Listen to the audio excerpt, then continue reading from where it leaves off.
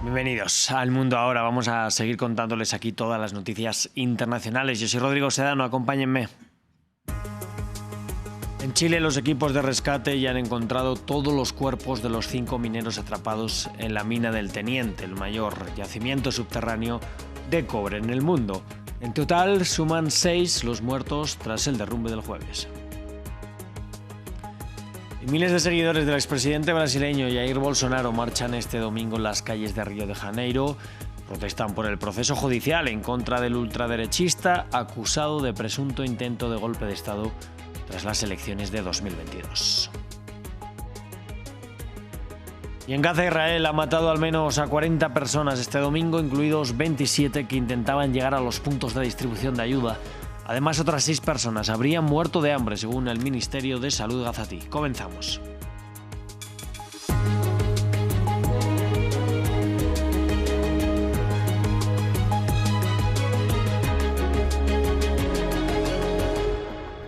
Vamos a abrir el informativo en Chile porque los equipos de rescate ya han encontrado los 5 cuerpos de los mineros que quedaron atrapados en la mina El Teniente, el mayor yacimiento subterráneo de cobre en el mundo. El derrumbe, provocado según primeras estipulaciones por un posible sismo, deja 6 muertos en total. El fiscal regional de O'Higgins, Aquiles Cubillos, habló sobre las investigaciones de la causa concreta del derrumbe. Lo que podemos garantizar es que vamos a hacer una investigación objetiva y vamos a dejar en ella todo el profesionalismo y todas nuestras competencias, y también vamos a invitar a todos aquellos que quieran cooperar en ella. Tenemos que volver a desarrollar diligencias investigativas en la mina y obviamente partimos ya mañana con varias actividades. Partimos a las 8:30 horas en la Fiscalía con la conformación de un equipo multidisciplinario. Esta investigación va a estar a cargo de 2 fiscales, pero además va a tener un apoyo de analistas, de personal de apoyo a víctimas. Seguimos en la región, pero nos vamos hasta Brasil. Miles de seguidores del expresidente Jair Bolsonaro salieron a las calles del país con banderas brasileñas, estadounidenses e incluso de Israel. Protestan por el proceso judicial y las medidas cautelares en contra del ultraderechista acusado de perpetrar un presunto intento de golpe de Estado en enero de 2023. Desde Río de Janeiro, nuestra corresponsal Valeria Sacone nos amplía. Muchas banderas de Brasil, pero también alguna de los Estados Unidos y de Israel en una manifestación aquí en Copacabana, en la playa, a favor del expresidente Jair Bolsonaro, bajo el lema Reacciona Brasil. Los manifestantes piden la amnistía y quieren reforzar la idea de una persecución contra el expresidente en un momento que el país espera que se celebre el juicio contra Jair Bolsonaro por un intento de golpe de Estado. Bolsonaro no puede participar por causa de las medidas cautelares impuestas por el juez Alexandre de Moraes, incluida una tobillera electrónica, pero hay muchos más representantes de su partido aquí hablando, y también a su hijo, el senador Flavio Bolsonaro. Y en estos momentos también hay mucha polémica en el país por la aplicación de los aranceles del 50% sobre las exportaciones de Brasil, una medida por parte del presidente Trump que está siendo vista como un regalo para el presidente Lula, que en las últimas semanas ha visto cómo su popularidad subía del 47,3% a casi el 50%, precisamente en un momento en que se ha dedicado a defender la soberanía de Brasil. Además, encuestas muestran que el 55% de los brasileños creen que fue correcto imponer medidas cautelares contra Bolsonaro ante un posible riesgo de fuga, y esta es la situación en estos momentos en un país que vive permanentemente en una precampaña electoral hasta que el año que viene, en octubre de 2026, se celebren los comicios. Y según medios de comunicación estadounidenses, las autoridades federales de ese país han iniciado una investigación sobre el ex fiscal especial Jack Smith, que había dirigido investigaciones de alto perfil sobre los casos penales del presidente Trump en 2022. Smith se enfrenta ahora a un escrutinio por presuntas actividades políticas ilegales. Vamos a ver el informe. Jack Smith, el hombre que investigó a Donald Trump previo a las elecciones presidenciales de noviembre de 2024, ahora es investigado por la Oficina del Asesor Legal Especial, según informaron los medios de comunicación estadounidenses. La Oficina del Asesor Especial de Estados Unidos, una agencia federal independiente, confirmó el sábado a NBC News que está investigando a Smith por presuntas violaciones de la ley Hatch, una ley que prohíbe ciertas actividades políticas a los funcionarios del gobierno. Trump y sus aliados no han presentado pruebas específicas de irregularidades. A diferencia de la Oficina del Fiscal Especial anteriormente dirigida por Jack Smith, la Oficina del Asesor Legal Especial es una agencia independiente que no puede presentar cargos penales. Sin embargo, puede recomendar medidas disciplinarias, como la destitución de empleados federales o remitir las conclusiones al Departamento de Justicia para que las investigue más a fondo. La decisión se produce tras una denuncia del senador republicano Tom Cotton, quien afirma, sin pruebas, que Smith violó la ley Hatch, una norma federal que prohíbe a los funcionarios públicos participar en actividades políticas. Cotton afirma que las acciones de Smith apoyaron a Joe Biden y Kamala Harris durante la campaña presidencial de 2024, antes de que Biden se retirara de la carrera. Donald Trump ganó entonces la presidencia. Jack Smith fue nombrado fiscal especial en noviembre de 2022 para supervisar las investigaciones federales sobre Trump, quien anunció que se presentaría a las elecciones presidenciales 3 días antes del nombramiento de Smith. Smith acusó a Trump de 2 delitos penales, pero dimitió pocos días antes de la toma de posesión de Donald Trump en 2024, dejando ambos casos sin resolver. Desde entonces, niega haber cometido algún delito. Vamos a la Franja de Gaza, donde continúan los ataques del ejército israelí. Las autoridades sanitarias del enclave anunciaron que al menos 40 personas fueron asesinadas por disparos israelíes y ataques aéreos en todo el territorio este domingo. Las muertes incluyen a 27 personas que intentaban llegar a los puntos de distribución de ayuda. Además, otras 6 habrían muerto de hambre, según el Ministerio de Salud gazatí. Por otro lado, Estados Unidos confirmó la muerte de un ciudadano estadounidense en la Cisjordania ocupada tras un incendio provocado por colonos israelíes. Nos lo cuenta Maxime Pluviné. Entre bombardeos y el hambre, la guerra continúa en Gaza. Una escuela que albergaba a palestinos desplazados en Khan Yunis fue blanco de un ataque israelí durante la noche, matando a varias personas. Destrucción total. ¿Cuál fue la culpa de los niños?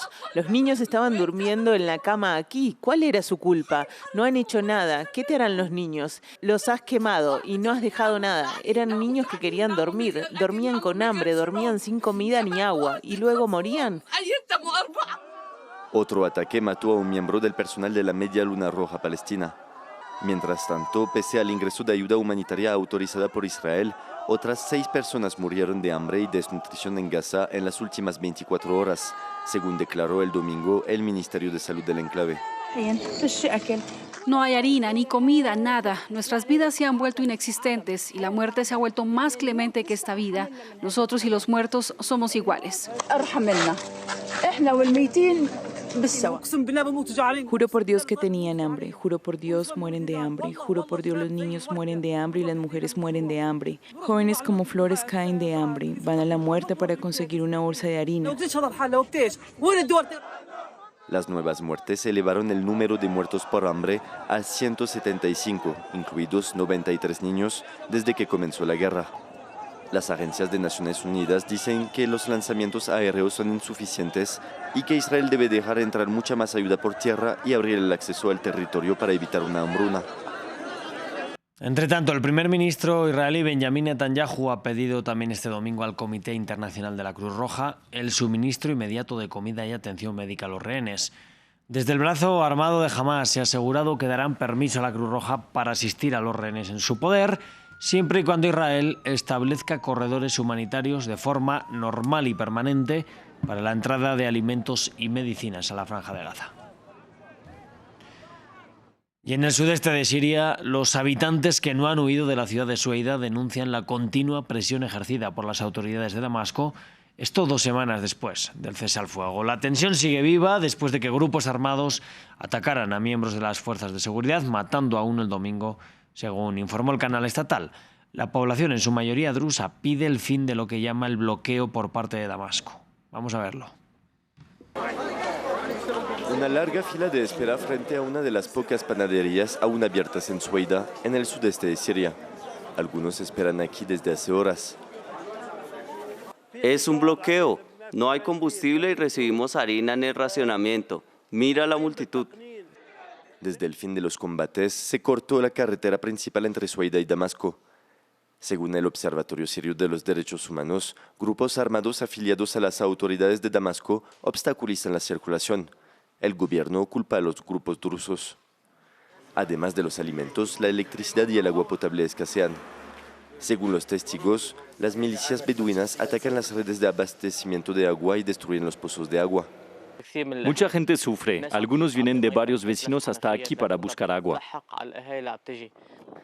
Entre el 13 y el 19 de julio, la provincia de Sueida fue el escenario de enfrentamientos entre grupos beduinos apoyados por las fuerzas del gobierno central y milicias drusas. Según el Observatorio Sirio de Derechos Humanos, al menos 1.400 personas, en su mayoría drusas, fueron asesinadas. Ejecuciones sumarias, secuestros, saqueos. ONGs y agencias de la ONU documentan numerosos abusos y señalan la implicación de las tropas afiliadas a Damasco. 2 semanas después de la entrada en vigor del alto el fuego en Sueida, los manifestantes reclaman el fin del bloqueo o la apertura de un corredor humanitario con la vecina Jordania. La multitud grita eslóganes hostiles al gobierno de Damasco y a su líder, Ahmed al-Shara. Debemos pedir cuentas a los criminales terroristas que cometieron violaciones contra todos los componentes de la sociedad en la provincia de Sueida. El Ministerio de Justicia sirio anunció el jueves la formación de una comisión para investigar la violencia entre comunidades, mientras que una profunda brecha separa ahora a Damasco de la comunidad drusa. Y vamos ahora con ciclismo, porque el Tour de Francia femenino ya tiene campeona. Es la francesa Pauline Ferrand-Prévot, que se convierte así en la primera francesa, hombre o mujer, en ganar la Gran Boucle desde el año 1989. Entra de esta manera Ferrand-Prévot en la leyenda del ciclismo porque además ha ganado el Tour en su primera participación, y esto tras ser campeona del mundo en ruta, en ciclocross y desde luego en múltiples ocasiones en el mountain bike. Anteriormente nos ampliaba nuestra enviada especial, Natalia Ruiz Giraldo. Por supuesto, porque fue supremamente aclamada ya en estos últimos metros antes de la línea de llegada que se encuentra allí un poco justamente detrás de mí. Y efectivamente una leyenda que se escribió aquí en los Alpes franceses con una Pauline Ferrand-Prévot que ya ayer había dado ese gran batacazo poniéndose el maillot amarillo de líder y sobre todo ganando la etapa reina. Y hoy pues tenía que ver cómo iba a defender ese maillot y lo hizo además con muchísima clase porque también se adjudicó la victoria de esta última etapa, una etapa que no era nada fácil entre Pras-sur-Arly y Châtel. Châtel es aquí donde me encuentro, 124 kilómetros y sobre todo 2 ascensiones bastante complicadas. En todo caso hizo una carrera perfecta porque cerca de 6 kilómetros antes de la llegada, pues ella dio un ataque perfecto dejando a sus principales rivales atrás, pasó esa línea de meta con los brazos abiertos y luego por supuesto se desplomó en alegría, en lágrimas tremendas de alegría diciendo fue muy duro, pero tratando ya de procesar, de darse cuenta de la gran hazaña que había conseguido y sobre todo de que está viviendo su sueño de infancia, porque ella cuando era pequeña veía el Tour de Francia por televisión y decía yo lo que quiero es ser campeona de la Tour de Francia. Como usted bien lo decía, no había campeón francés desde el 89, es Gianni Longo, pero efectivamente pues ella el año pasado cuando se convirtió en campeona olímpica también, pero esta vez en mountain bike, pues dijo, ahora me voy a dedicar al Tour de Francia y me doy 3 años para lograr la victoria. Desde entonces trabajó con muchísima disciplina, prácticamente no descansó después de haber ganado esa medalla de oro y finalmente pues ha logrado este gran objetivo en mucho menos tiempo del que se había dedicado, ayudada también no solamente por el equipo de Visma Leisure Bike, pero sobre todo de sus padres que son ciclistas amateur. Ella siempre pues nació y vivió en todo ese mundo del ciclismo. Sus padres vendían bicicletas en la ciudad de Reims, de donde ella viene, y fueron sus padres quienes la acompañaron también en el reconocimiento de del Col de la Madeleine, es allí ese puerto fuera de categoría por el que pasó ayer y en donde encontró pues ya no solamente esa victoria de etapa, pero también pues ese maillot amarillo, así que también una historia de familia muy importante para la francesa, que además cruzó esta línea de meta dejando a más de 3 minutos y 4 minutos a quienes completan el podio de este Tour de Francia, Demi Vollering y Kasia Niewiadoma, ambas que ya fueron campeonas del Tour de Francia en ocasiones anteriores. Pues con este informe nosotros nos despedimos. Yo les invito a que sigan aquí en France 24, que enseguida volvemos con más. Gracias por elegirnos.